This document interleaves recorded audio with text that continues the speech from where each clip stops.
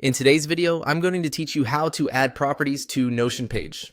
By the end, you'll understand exactly how to turn a plain page into an organized workspace using database properties and how to set up a status property as a practical example. First, open the page in Notion where you want to work and bring up the / command. Type /, then type database. This tells Notion you want to insert a database, which is where properties live. Choose the database style that fits your layout, like a table, inline if you want it embedded on your page, or a full page database if you're building something larger. As soon as the database appears, you'll see columns across the top.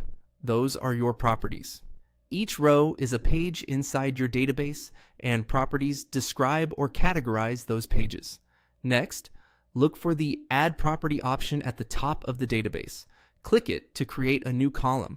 Give your property a clear, short name so it's easy to scan. Think priority, owner, or status. Naming is important because properties become the backbone of your database views, filters, and automations. If you ever change your mind, you can rename or reorder properties later by clicking the column header and dragging it where you want. Now, choose the property type. For this walkthrough, select Status. The status property is ideal for tracking progress because it's designed with workflows in mind. When you pick Status, Notion provides default stages like To Do, In Progress, and Done. You can customize these to match your process, add new statuses, rename existing ones, or adjust colors for quick visual scanning. For example, you might add Blocked or Review, then assign colors that signal urgency or state at a glance.